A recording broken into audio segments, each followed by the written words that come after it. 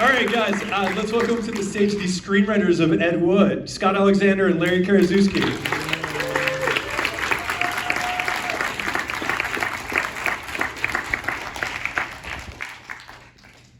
By the way, I missed the Touchstone logo.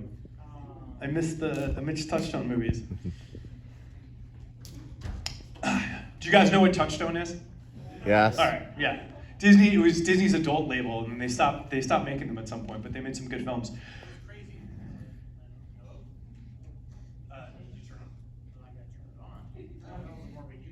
Hello, there we go. Hi.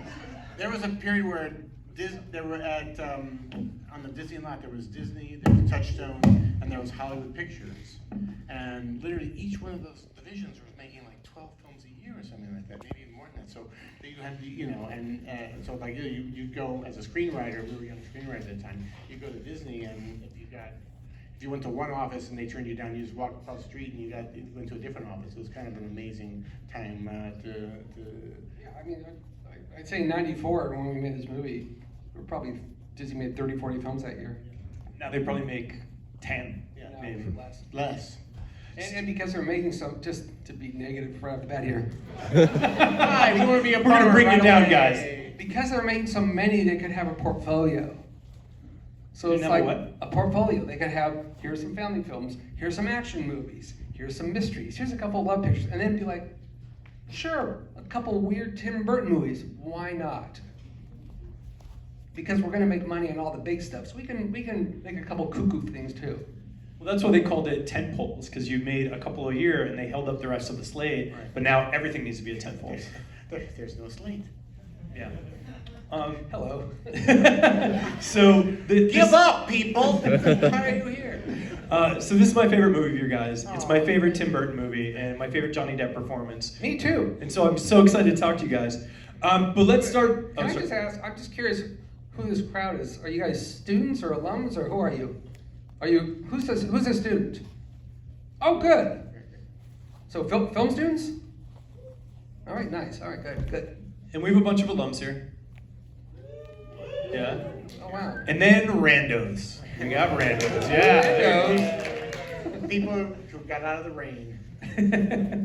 So I want to start back and talk about when you guys were here. So how did you meet and how did you end up writing together? We met, we were freshman roommates, but we met before that because initially we were in a place called Mark's Tower, which is right over here. Mark's Tower, anybody? All right, one guy, yeah. Third floor. Cincinnati, Mark's Tower's like that.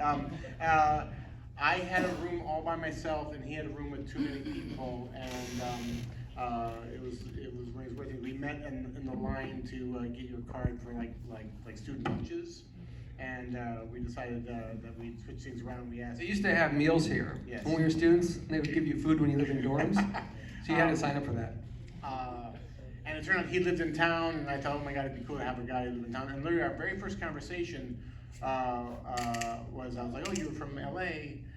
Where should I go see cool movies? And he told me about the New Art Theater, and he told me specifically, he's like, this week they're running a bunch of movies done by a director named Herschel Gordon Lewis, who is a really super low budget filmmaker like Ed Wood, who made gory movies. He's sort of like Russ Meyer was the guy who made nudie movies, and Herschel Gordon Lewis was the guy who made violent movies. And it's just kind of, and I had seen a bunch of his movies when growing up in the Midwest, but I think it's really interesting that the very first conversation Scott and I ever had was about a do-it-yourself, low-budget exploitation filmmaker. And so it's like, we make biopics, and I always joke that like, if someone made a biopic and it had that scene in it, you'd think that they invented that, because then that first conversation led to this.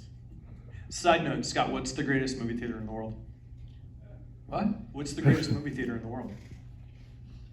Speaking of movie theaters, in LA, you grew up here. The greatest, I mean, my favorite would be The Village. Yeah, The Village. There you go. That's all I'm going for. Okay. Okay. Best theater. Reopening in 2026. Promises. Okay, so Guys, please go see movies in theaters. They're here. Keep doing this. It's like streaming's fine, but it's so nice to see a movie on this big screen. But that's why we do this, is to celebrate movies. And I've seen this movie so many times since then, but I haven't seen it on the big screen in 30 years. So I saw it at the Burbank 8 opening weekend. Wow. And but yeah, it was great to see it on a big screen. And I will say for you guys, for the students out here, it is a great time to see old movies in LA. There's it coordinated with me having a baby, so not a good time for me. But there's the Egyptian, and there's the Arrow, and there's the Academy Theater, and the Vidiots, and the New Vista. The Vista. There's a lot of great movies there every night. And by the way, they show movies here every night. But anyway. It is a golden era, and Scott and I do a lot of things at the Cinematheque and also the New Bev, and it really is a golden era. I rarely even look at what's playing at new movie theaters anymore. I just What is that website? Revival Hub LA. Yeah. Represent. So I was. One more really quick thing about this theater here and seeing movies in the theater. I'm sorry, we're just babbling. I was up in the booth watching the movie before, and the person who's projecting tonight mentioned Orson Welles because of the Orson Welles scene. And Orson Welles once came to a class at USC, and they filmed it, and it's available on some Criterion discs. It's called The Making of the Trial, and it's Orson Welles talking about the trial. And if you watch it, Scott Alexander is a student in the audience, and he raises his hand and he asks Orson. 18 years old, sitting right there, me talking to Orson Welles on film. If you want to go to YouTube, just type Scott Alexander and Orson Welles, it'll come up. Wow. How cool is it? I was like 2 months into college, and then do you guys still have DKA? Yeah. Oh, good. Well, DKA did an Orson Welles retrospective, and they got him to show up, and Orson filmed it. That's awesome. Yeah. Orson was sitting right here.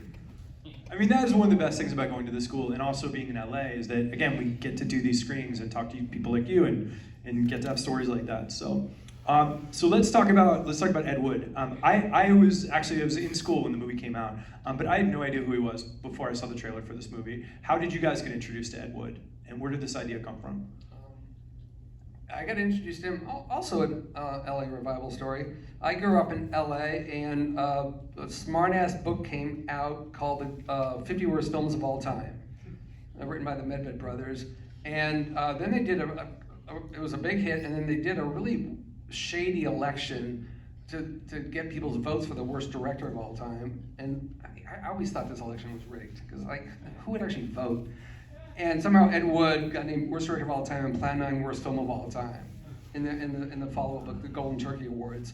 And so the Medved brothers started touring around the country with the Ed Wood triple feature, the 3 movies that are in this film.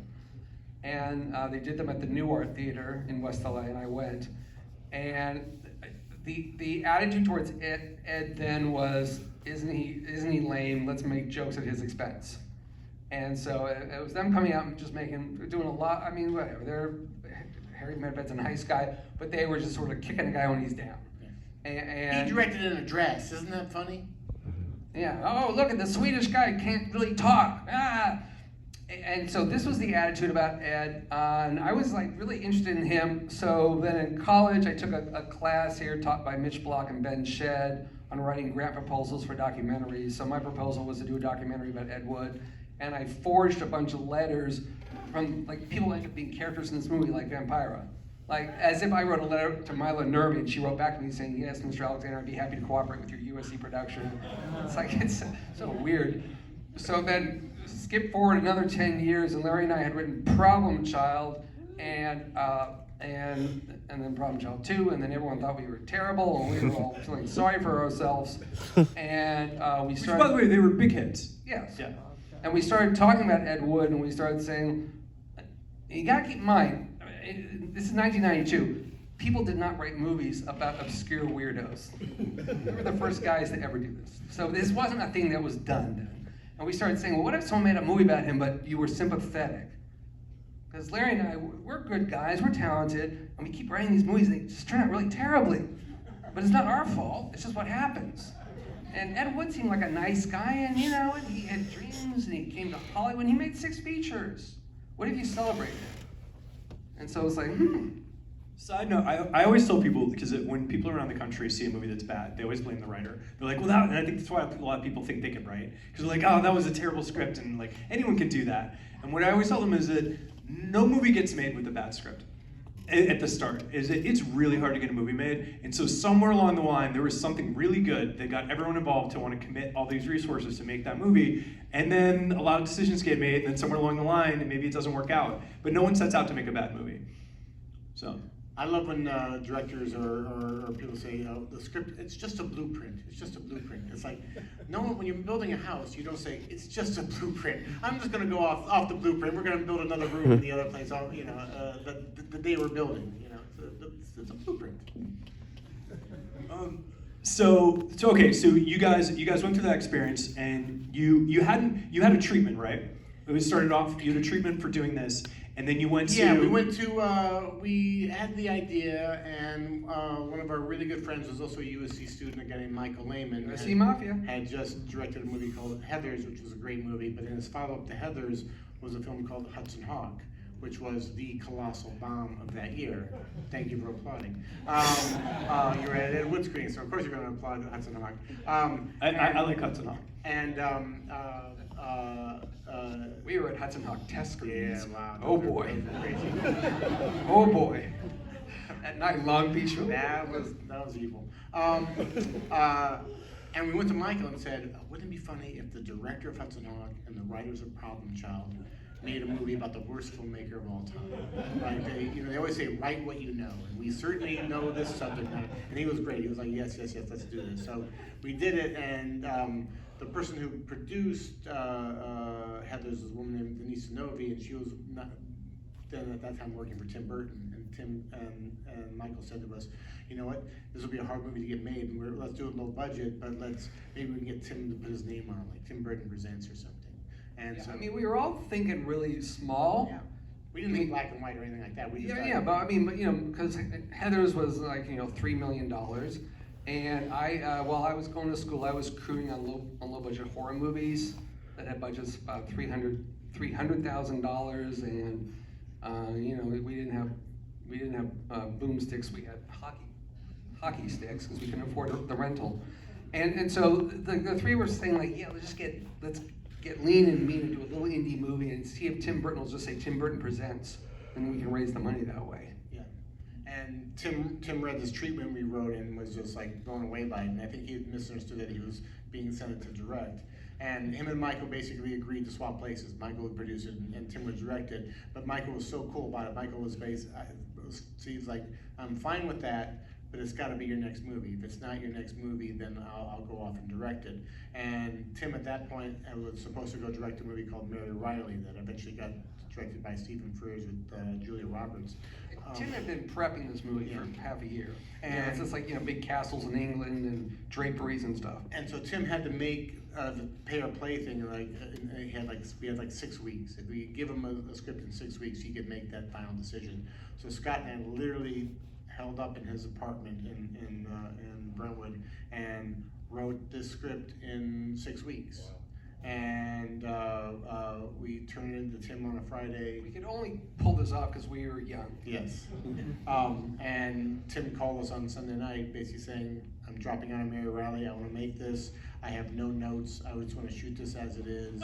And so literally that movie you just watched is pretty much a first draft. Guys, this happens all the time. Yeah. One of the biggest directors in the world reads your first draft and gives you no notes and said he's going to make it. Well, I love it. It's my next movie, and I have no notes. That was the phone call. I think what he was really thinking is that, like, if we took this to a regular studio and started getting notes, they would take out the joy. They would take out what makes Edward special. They say, well, can he learn a lesson? Can his last movie be a good one?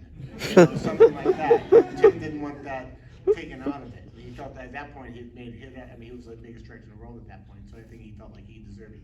Yeah, we did wind up changing. He was coming off 2 Batman movies and Scissorhands. Yeah. So I mean, he was on a roll. And Beetlejuice. There was 4. And Beetlejuice, and he had Those were his first 5. And Nightmare And for Christmas. Pee-wee's Big was in Adventure. It post. was like, hit after hit after hit. Yeah. And what's nice is, I mean, over the years, Larry and I have often been frustrated with people in town that people don't often use their power for good. And it's such an important lesson in that, like, everyone's career is like this. And when people are like up here, we always think like it's so important to use that moment to do some really cool shit. Yeah. And people often just take the next payday job, which is stupid. Because, I can get more this time. And so like Tim in that moment was like, oh, fuck it. I'm going to go make a Tim Burton, Bela Lugosi, Ed Wood movie. Yeah. This is what I'm going to do. So I mean, I said the first draft thing. there were changes made almost like during production. There was a little 10-page lift where Ed got married to another woman, and that was picked out because only you could lift it without doing anything. And when Bill Murray got cast as Bunny, Bunny was sort of peppered throughout the script. And when Bill Murray is in the scene, you have to make it a little bit more about Bill Murray. So we wrote like, you know, more Bill. We took Bunny out of some scenes, and when Bunny was in a scene, we gave Bunny lines. Yeah, I mean, this is, you know, Bill Murray coming out of the Ghostbusters era, so he's one of the biggest stars in the world, so you can't have him just be standing in the background like with a watering can. If he's going to be in the scene, you have to give him something. I was going to get to him later, but I would say I love Bill Murray so much, and I love Bunny in this film, and like just watching this tonight, every scene he kills. Like he makes the most of like every little bit. And when my friends and I used to always joke in college, when he's getting baptized, and like whatever the line is, like, do you reject Satan? And he's like, sure. And he got a big laugh tonight. That was one of my favorites. And he does that thing with his toe. he tries to water out. Yeah, with the shoe on. Yeah. Because he's also notoriously hard to track down and get. Yeah. And like Jason Reitman told me the story that even when they shot Meatballs, and Bill was coming off Saturday Night Live, he hadn't done a movie yet. They didn't know until the first day whether Bill was actually going to show up and star in the movie that he was starring in. So what was the process of getting him to play this small role in this movie? Once again, Tim was so hot at the time that it just kind of happened. I think Bill had said like he would do whatever Tim wanted to do, and I'm not sure he actually knew what he was agreeing to do before he said. My memory is he didn't even get paid. Yeah. Disney paid him with 6 private flights. Something like that. I'm sure wherever he wanted to go. I'm sure he got. Goodbye, penis. But but as you said, when our next film was a movie called The People versus Larry Flint, and we should all see that tomorrow night. Exactly. We'll come back.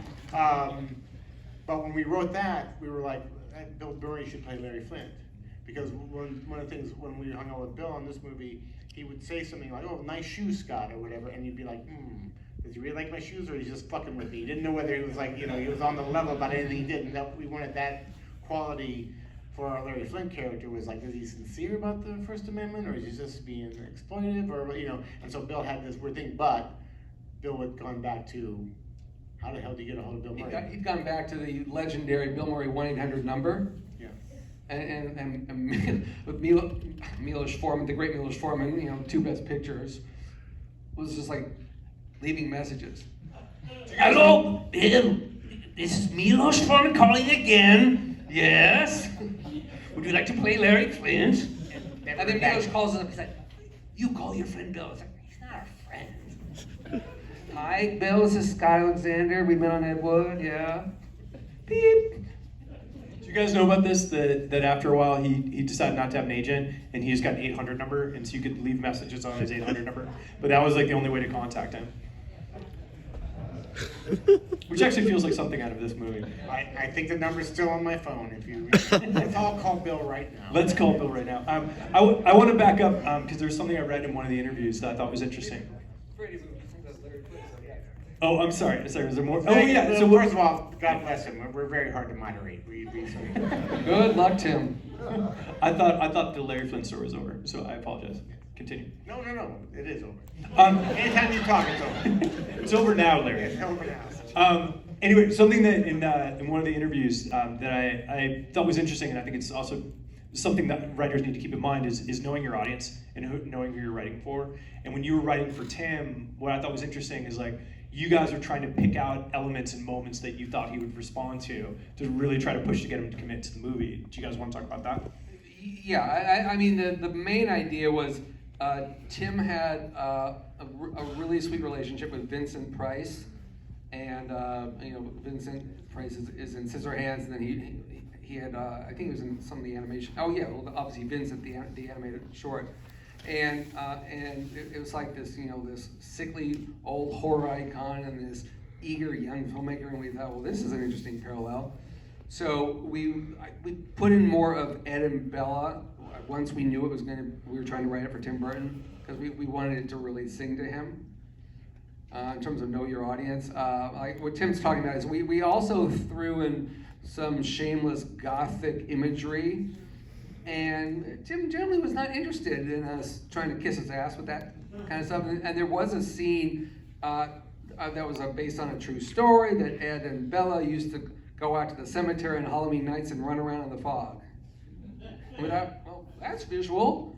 And so we wrote the scene, and I was actually there on the set that night, and Tim shot it, but he was sort of like, all right, let's just get a master, and all right, let's go home. It was like, it's 11, everyone's tired, right? I'm thinking like, isn't he gonna cover this whole scene? And he was shooting it almost just to be polite, and then the scene got cut out, because he just wasn't into it. It was sort of like, this is a Tim Burton scene, right? Well, I think he was trying in this movie actually to make an Ed Wood movie as opposed to a Tim Burton movie. And like there was a production designer on this project with the initial hire. It was also his kind of big break. And so he was doing what Scott is talking about. Like he kept on giving Tim designs for locations and sets that were very Tim Burton, very big and very, kind of look cool. He's making a goddamn Tim Burton movie. He wants it to look super cool, and Tim would just X everything out, and then he'd show him just a warehouse, and the movie, yes. And so the guy was kind of lost in terms of like what, he didn't know what to do. So eventually he left the project, and another person took over. But it was that Tim wanted a very stripped down approach, and so you'll see like when Ed pulls up to. The initial film distributor's office building. It's just literally like some place in North Hollywood, and it looks like hell. But it's like Tim knew what he wanted in this particular movie. Yeah, I mean, just on a design level, this movie is so great, just because everything is so stripped down. So everything's just really graphic looking. It's such a beautiful looking movie. You guys mentioned it. You want to know one of the secrets why it looks so great? They were really slow. They were doing. Sorry, what? They were doing like 5 setups a day. I mean, seriously. This movie shot for 72 days. That's why it looks so good. Just every light was just. Were you guys on set? Yeah, every day. That's awesome. It was so much fun.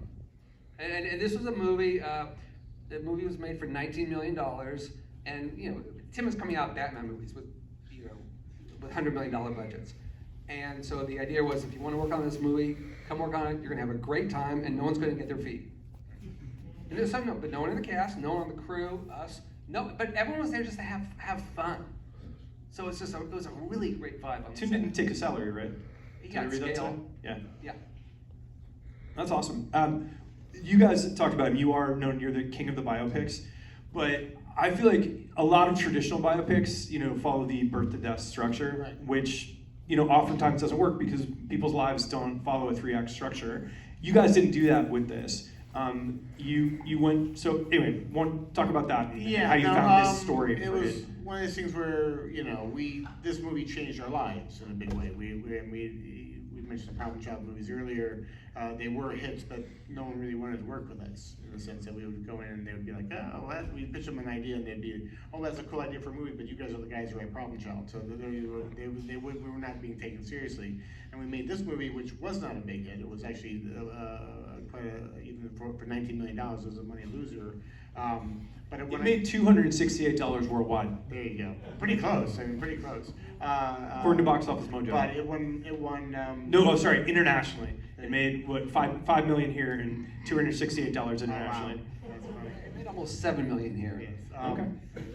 But it won Academy Awards, and also, but it put us on the map in a big way. And because we had been sort of typecast as problem child writers, we knew that Hollywood kind of typecast you really quickly. And we're like, what about in terms of the biopic? It was a genre that no one had kicked its ass. Like, the Western goes through lots of changes. There's John Ford Westerns, there's Sam Peckinpah Westerns, there's Sergio Leone Westerns. And the biopics are always these boring 3-hour movies about great men. And we're like, this was coming off the era of Gandhi, Patton, and stuff like that. Chaplin, but movies about great people. Yeah. Which don't interest us. Yeah. So we're like, what if we sort of like, told those stories about the kind of freaky subculture that we like, and so that's what led us to do things like Larry Flint and Andy Kaufman and Rudy Ray Moore and all the movies that we've done. And our second biopic script, Larry Flint also went back to USC days. Yeah.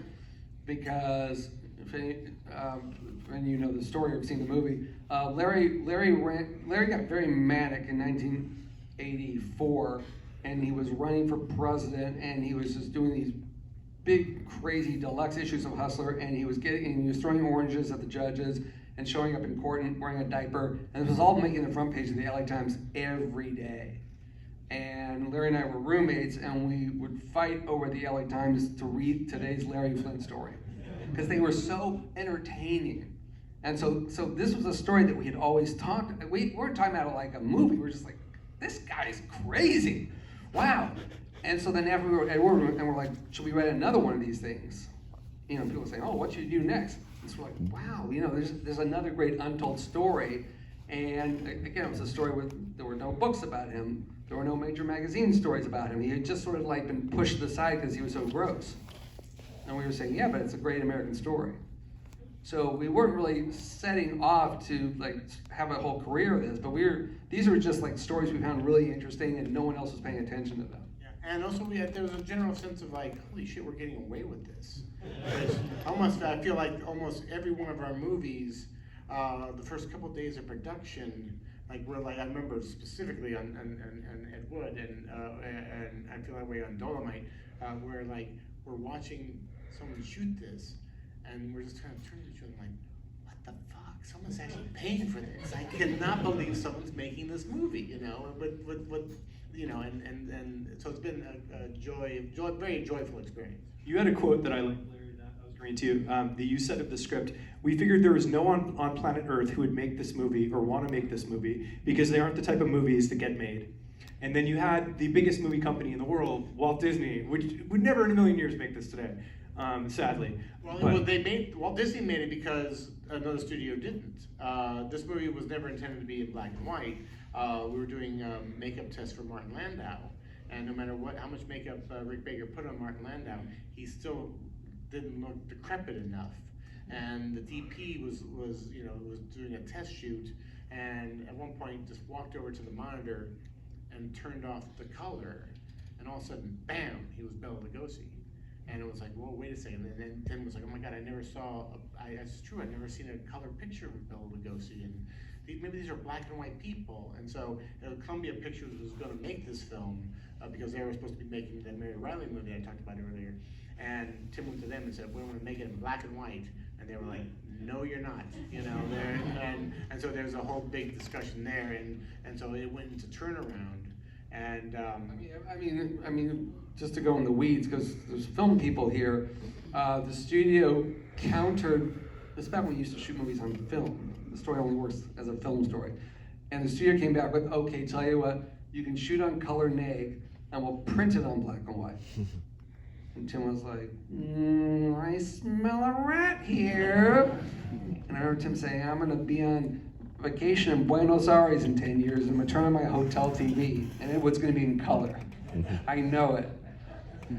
And so the deal at Columbia fell apart. It fell apart, and then Disney was making Nightmare Before Christmas, and they wanted to be in the Tim Burton business, and they actually saw Tim as the successor to Walt Disney at that time.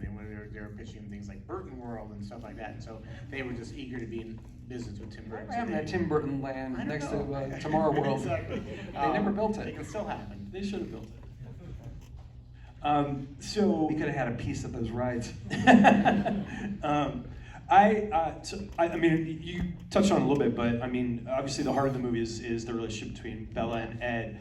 I mean, I remember when Scott talked about, doing the surprise of it all, when we talked to Tim about it initially, one of us had said literally to Tim, we see this movie as Ed and Bella, a love story.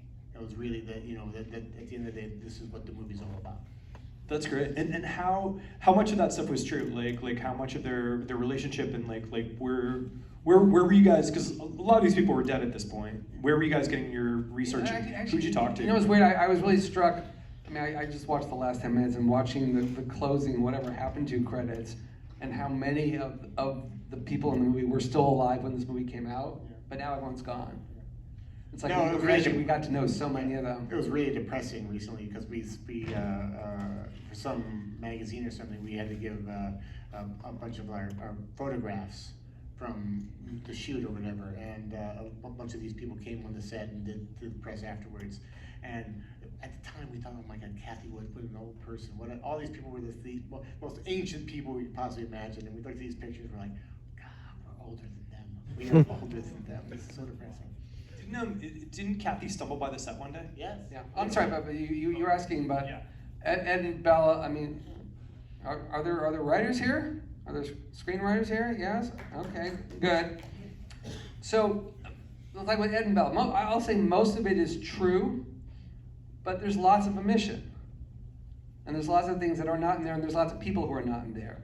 And there were other guys like Ed Wood running around. There were other young guys. I can name 2 or 3 others who looked up to Bela Lugosi and met him and wanted to help him out and buy his groceries. But we made a movie about our guy. You know, and there were other people at Lugosi's funeral other than the 7 Ed Wood spooks. I was wondering that, actually. But for the sake of our movie, those are the ones who showed up that day. Yeah. You know, so it's a matter of, you're telling a story.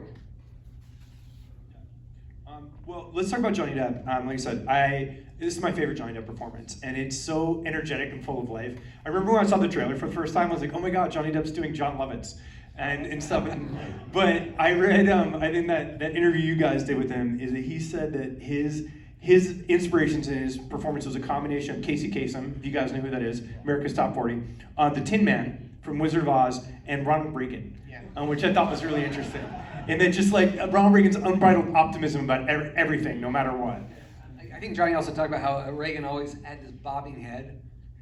kind of looked like there's nothing behind the eyeballs, like a little bobbing doll. And Johnny does it constantly in this movie. He's always shaking his head.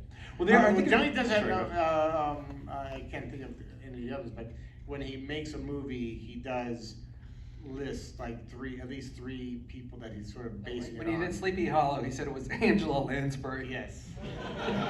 and obviously the pirate movie he's doing Keith Richards, but there are usually like 2 other people underneath it and so if you know the 3 that Johnny, and usually you can find it somewhere, you're like, when you watch, you're like, oh my God, it is, wow. What was your relationship with him? I mean, and how does he work? Like, was he just like, this is the text, I'm going to do it, or does he like to work? This whole movie was the text. This That's movie awesome. was actors doing a play. Yeah. It was letter for letter, vowel for vowel. They were not changing anything. Guys, this happens on every movie too. So Only on good our to hear. movies. No, the screenplay got published, and you can actually follow along with the movie, with the screenplay, which is insane. But most people, to the point where most people think it's a transcript rather than the actual screenplay. Yeah. I mean, Johnny was great. He was just no bullshit. I mean, he's just a guy who shows up, totally prepped, knows the script. He's just there to work. Yeah. I mean, the person we had most fun with was Marty Landau, which was, you just sit around with Marty and ask him questions about Hitchcock and going on a date with Marilyn Monroe and the Actors Studio and all those kind of things. And going to a drive-in with James Dean. These like, stories are ridiculous. It was like, we would just sit at Marty's feet and hear those stories. It was great. The one thing I thought was interesting that I heard Johnny's note was that in the script, Ed swore more, and he said fuck a lot. And then Johnny didn't feel like Ed should swear, and that he should say stuff like darn, and that was more his character as being more wholesome and kind of positive. Yeah. Both Johnny and Tim didn't want to hear anything negative about Ed, and bottom line is Ed was a bit of an alcoholic and things like that. And so there were little moments in the script where you would have Ed drinking a little bit more than we actually show him in the movie, and so they sort of they just adjusted those things where Ed didn't say the curse words or Ed didn't drink. I mean, a few of the scenes eventually showed up on a Blu-ray, and there was a sequence where Dolores throws that out, and he's just lying in the driveway drunk. He's just a total mess. And when Tim sort of strung out the movie, it just kind of made Tim sad to see it like that. It is very much because it's like he didn't really have a happy ending, but I love that your movie has a happy ending, and it feels earned for these guys because there's such a positive spirit, which I think is kind of infectious about his character. And I was going to ask you if that's the way that Ed was in real life, or is that's your idea, you guys' idea of Ed Wood was that he was just so positive about everything. Well, I think he was a ringmaster, and so I think he actually was quite positive to his friends, and he gave. I think this whole thing in the movie where he gives these sort of misfits a life. He gives them a thing they would never have, and his belief in himself and his belief in making these movies. It's a lot of what you're doing as a student filmmaker. You're getting the whole gang together, and you're getting your friends together, and you're making a movie. And part of it is really making a movie. Part of it is pretend. I mean, Scott and I both were Super 8 filmmakers, and so it would be all about grabbing your friends and making some kung fu movie and things like this, and they're ridiculous, but they're a lot of fun, and you're doing it. And that thing, Ed actually did that. He was the ringleader, and he believed in all this, so he had that positive energy. Yeah, I mean, a lot of what Larry's saying, it was autobiographical for us, and we were putting it into the movie and putting it sort of in Ed's mouth. And it's like, when you're making a student film and you need to have some extras in the scene, you're trying to convince your roommate to give you their Saturday and their Sunday to stand in the background. Like, I don't want not to even stand in the background and play the chief of police or something, which is it's gonna be fun, and my mom's gonna come over and make lunch for everyone. It's like, come on, So we had that, and then like I was saying, like, during SC, I was crewing on these low budget features, and they were getting made because Jeff, the guy who was the producer of them, was this kind of like impresario figure like Ed is, where he was just getting a lot of people to work really long hours on movies that weren't turning out that good, but we're all having a really good time. And he was like living in this little bungalow, and he liked to cook, so he would make us all big spaghetti dinners because it's cheap to make spaghetti for lots of people. And you're like shooting all night, and then you're sleeping on the floor for 3 hours, and then you're like, come on, everyone wake up, let's go shoot again. And so that spirit was like so important to like give that to Ed, and that this is how he's keeping people going. And when the guy's saying, well, I'm really tired, Mr. Wood, I only got 1 hour of sleep. Well, I got 9, and I feel great. It's like I had those moments with with turnaround.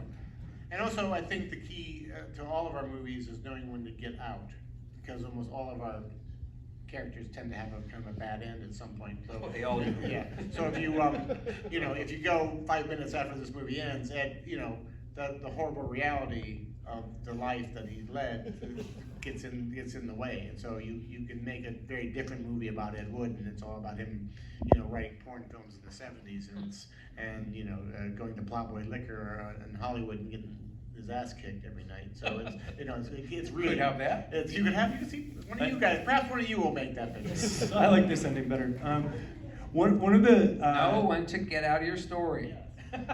It's like pick a moment that's vaguely uplifting, and that ties together all the story strands and the emotional strands. You do that, get out. We always say that we ask about our characters, what will they be remembered for?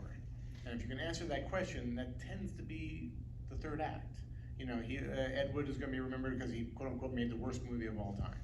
And then, Larry Flynn will be remembered because of this. He made Hustler magazine, and he also did a very important court case in Norway, the Supreme Court, and it's the key court case in terms of freedom of speech. Andy Kaufman would be remembered because when he died, he fooled people so many times that people didn't believe he was actually dead.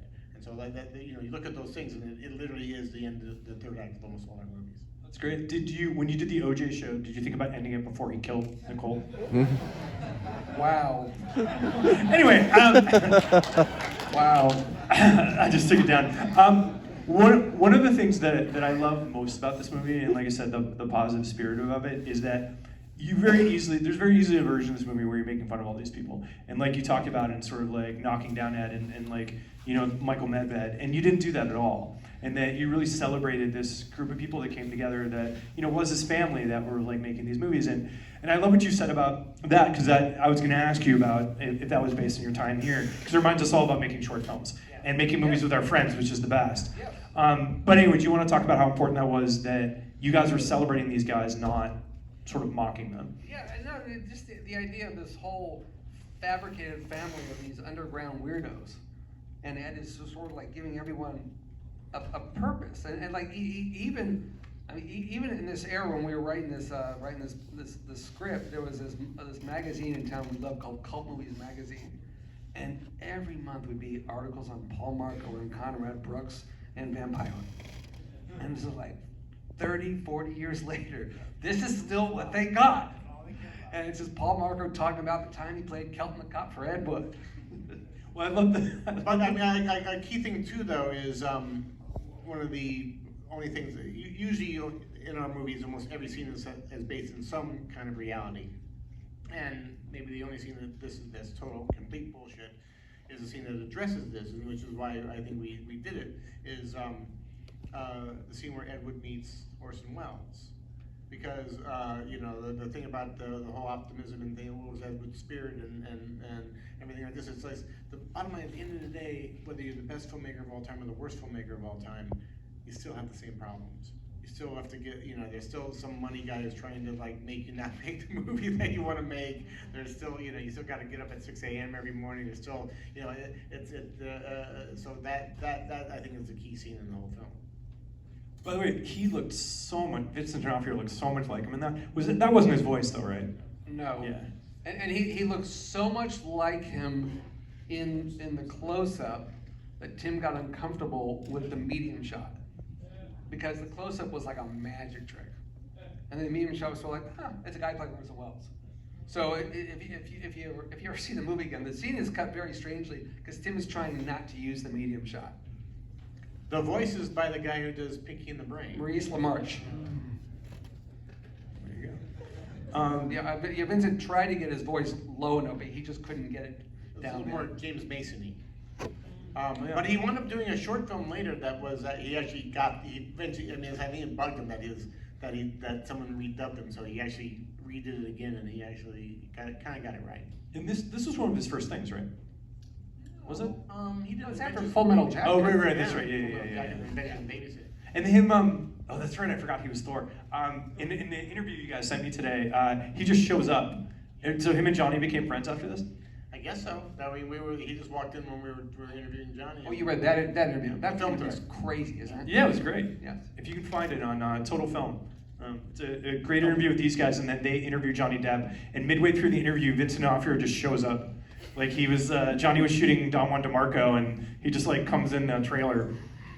The reason that exists is that we were, when we first started doing the Larry Flint movie, it was not authorized in anyone whatsoever, and we were terrified of actually meeting Larry Flint. We thought he was going to kill us. And so Larry Flint at the time was publishing many magazines, not just pornography, and one of them was a magazine called Film Threat.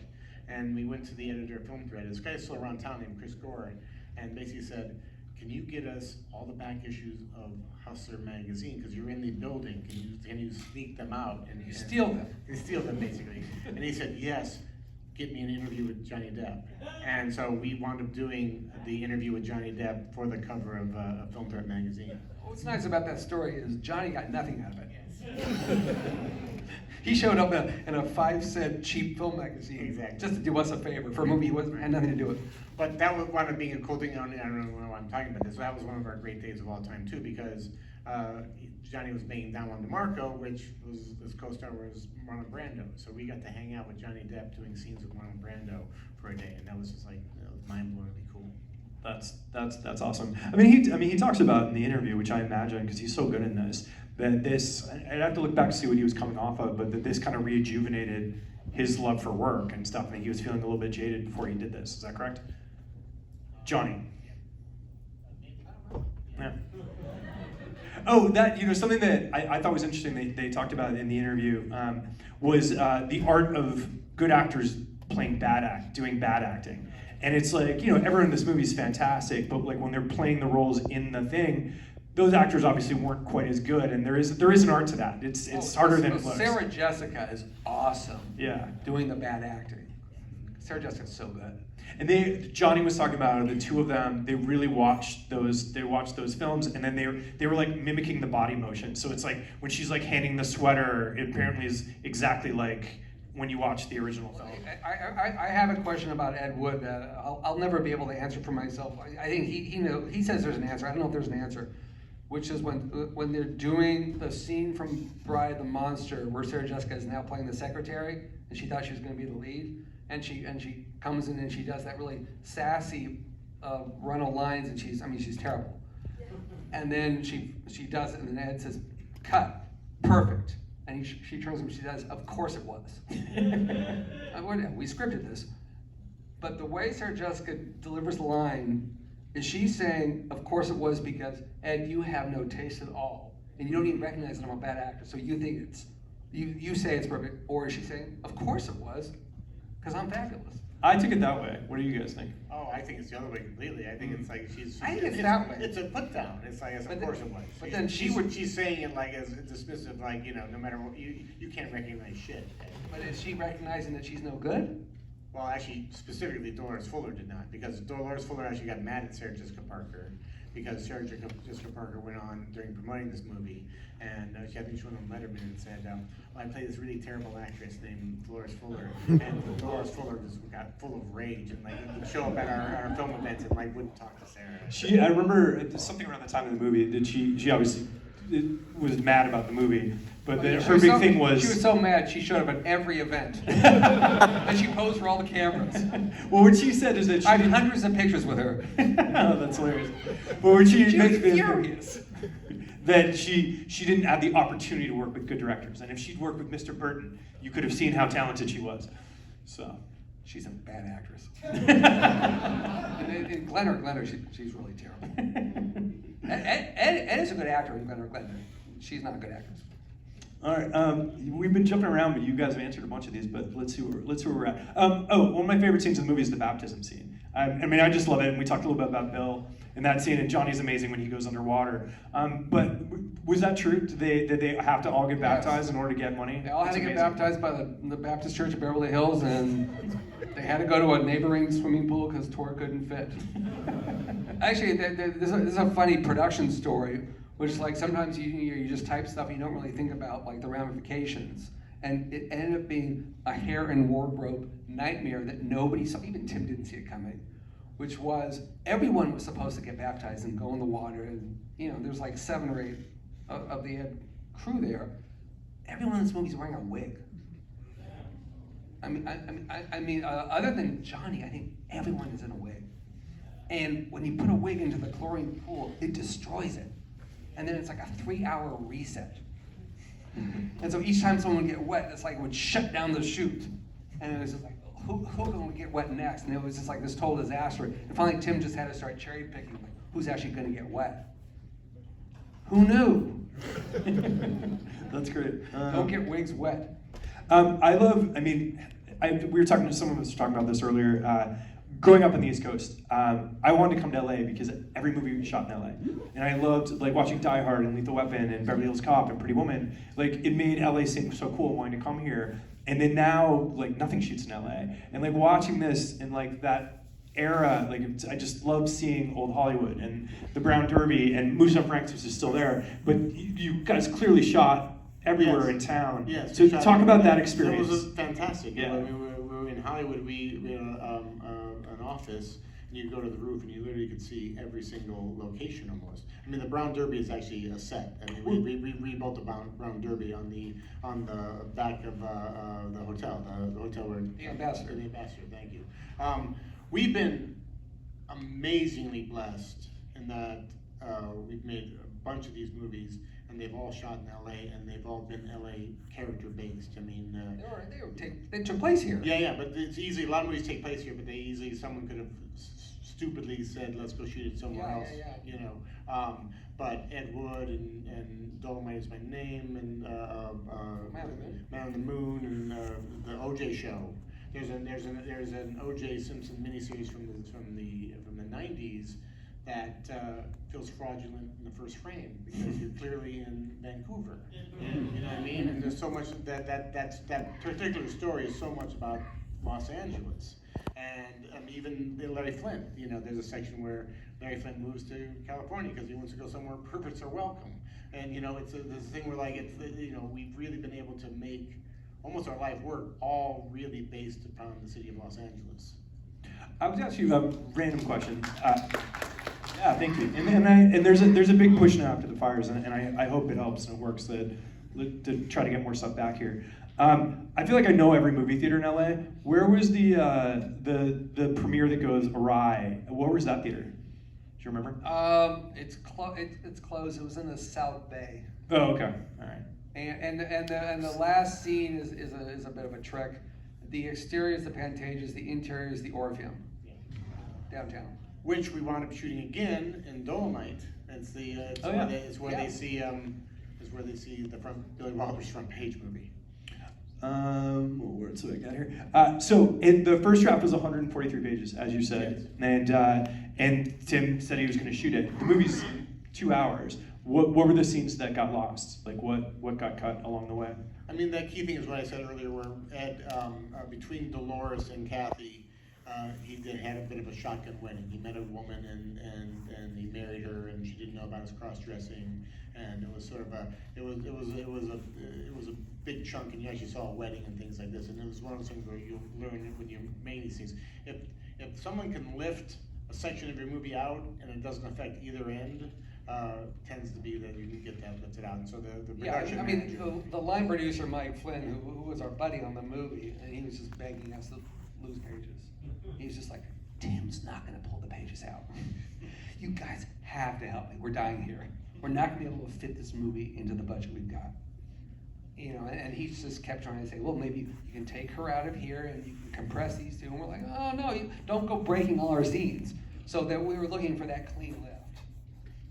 and that was a good chunk. And then there's like the cemetery scene. There was a bunch of things that just sort of were, I can't remember what else was cut. That scene in Los shot. Feliz where where the furniture's, they get thrown out of the house and the furniture's in the lawn. That was filmed.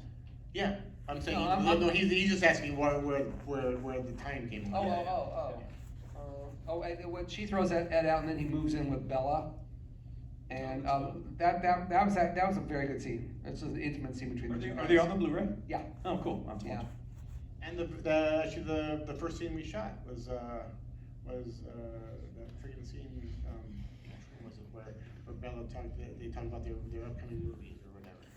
Oh, the Slate of Westerns? Slate of Westerns, yes. Yeah. Yeah, that's kind of. I mean, this means nothing to anybody. So. Criswell's closing line got cut out, but it's kind of lame. In the epilogue, when it goes to Criswell and he's like looking at us, and then he leans back and the coffin closes, but you can see he's talking.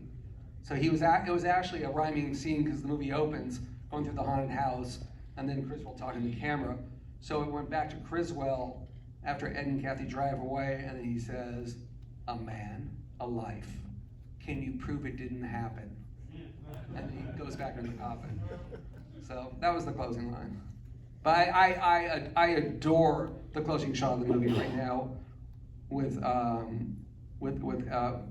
Patty and Johnny getting in the car and driving away, and then the crane up, and then it becomes the model moving over the city. It's so beautiful. So it's a lovely closing shot. No, I love that. So you guys got nominated for a WGA award for best screenplay. Yeah. In my mind, you won, but apparently you didn't. Do you remember who won that year? Quentin probably, wasn't it? No, Was it that same year?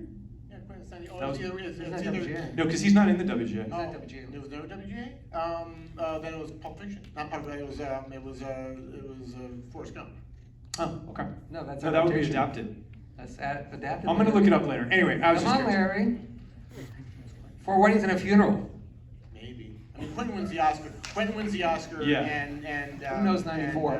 Yeah. 94 is a By the way, all really your good movies. year. Yeah. Pulp Fiction, Lion King, Us. Some people like Shawshank. Some people. 4 Weddings is a great movie. 4 Weddings is Great. terrific. Yeah. It's terrific. There's one other Yeah. biggie I'm Forrest forgetting. Gump. Forrest Gump. Forrest Yeah. Gump. It's a very good. We shot on campus when I was here. So I'm fascinated by movies that stick around, and that they're like the biggest. Like I remember the Flintstones was like maybe even that year was like the biggest movie of the year. No one watches the Flintstones anymore. As we talked about, you guys made a fantastic film and you got great reviews, but it didn't do great at box office. What was that initial experience or disappointment like? And also, when did it start to turn? Because we're here 30 years later, and I feel like pretty instantly this movie became a classic. But I remember when Tim decided to shoot black and white. I remember I said to Larry, "This is going to be the coolest film ever made, and no one's going to go." Right. Well, I'll tell you one black and white story. It was really funny. Is when I'm from Indiana, and when my sister called me, I said, "Oh, hey, I was excited. I was like, we're making this movie in black and white," and she said, "I'm so sorry." I'm so sorry. She just really thought like it was a complete disaster. I mean, I think it was such a thrilled to make this movie that I don't think we ever got too depressed about the box office for I this think film. it was going to be a blockbuster. That being said, like some of our later films, when they didn't perform the way they wanted to do, but it's one of those things where most of our films have little legs, and Quentin, the man himself, always talks about you can't really judge a movie. The opening weekend is the opening weekend, and it's not really until about 20 years later that you can actually judge whether a movie has any kind of staying power. I agree with that. When do you think harping people on found it though? The black and white. I mean, and that this was such a singular experience for us, and that it's like Stefan Chapsky, who shot the movie, he's a genius, and Tim. It's like they were like digging up all the old guys who had done black and white in the '50s, and like finding out the secrets. Like, what do you do with the colors of the dresses? What colors do you paint the walls? Because if a wall is painted orange, it's going to photograph as green. And there were all these like interesting tricks, and when we would be on the set, all the sets would look crazy because they were color coded for how they would photograph in black and white film stock. And so we knew we were having such a special experience that was the payoff. I mean, to answer your question, I don't think there was ever really a turn, because it always had this reputation. I mean, it won Academy Awards. It was like, so it always had this sort of Tony. It was so it was just a matter of, we could always call it the new Bev with this. Was it one of those movies that everyone in LA saw it, and so like in terms of your career? Martin Landau says that when he won the Oscar, he says like everyone who saw this movie is in this room. But it's so amazing because because then people don't pay attention. I mean, over the years, Larry and I would just be in studio meetings, and someone would be like, "Oh, I love that movie you did, Ed Wood. I mean, I know it wasn't a big hit, only made 50 million, but I love it." And we're like, 50? Sure. It is amazing how that works. But what I do find so interesting too is, like you guys are talking about with Problem Child. The Problem Child was, and I think in one of the interviews, was the most profitable movie of that year. Yeah. But that didn't help you. But then a movie that no one went and saw in theaters, really, it's like made your career and launched you on this trajectory. And it made our career before anyone saw it, which is a good lesson for you film students, in that it was a very imaginative, original script that only we could have written. And people were passing the script around town and wanted to meet us before the movie had even been filmed. Because it was just like, word was getting around, like, what the hell is this thing? I haven't read a script like this. I want to meet these people. And that does still happen. Like that goes on now. I mean, yes. Yeah. But that wasn't happening after the Problem Child movies, which were hits, which were moneymakers. It's a lesson. Do something original. Well, I'm going to open it up in a second, but last thing for me. So this is called Movies We Love, and this is one of the movies that I love. What were when you guys were growing up? What were the movies you loved that made you want to make movies? I mean, I grew up. We're only like a year or two apart, but I started seeing weird R-rated movies when I was like 8 years old or 7 years old. So I grew up very much entrenched with the movies of the early '70s, and I always had just a love of just once again bringing in Quentin. We had a very similar kind of childhood. We were sort of like latchkey kids who just saw inappropriate movies, and so I grew up watching Joe and all these other weird ass movies of the early '70s and late '60s. So all that, and that to me, that's a total golden era of cinema. And so that was my film school before I even got to this film school. I grew up loving the 1930s and 30s comedies. I'm just thinking about this because I was reading talking to my kids, and my kids are always talking about the 80s, the 80s, that. I always think like the 80s. Who cares about the 80s? And then I was reading about like, millennials love the 80s because things always go in 40-year cycles, and people are always nostalgic for 40 years ago. And I was thinking like, so when I was 10, I was nostalgic for the 1930s. Oh, okay. I guess that's how it works. So all the early screwball comedies, and especially the Marx Brothers, sort of what I grew up completely obsessed with. Great. If anyone has any questions, the microphone is over there. I'm sorry, I'm afraid we're out of time. We are out of time. Oh, come on. Sorry about that. I'm The so theater did sorry, close guys. at 10. Yabbity. You just talked way too. I did. I'm so sorry, guys. My bad. Anyway, we have a big round of applause for Scott and Larry. Thank you guys for all coming out. And I apologize for the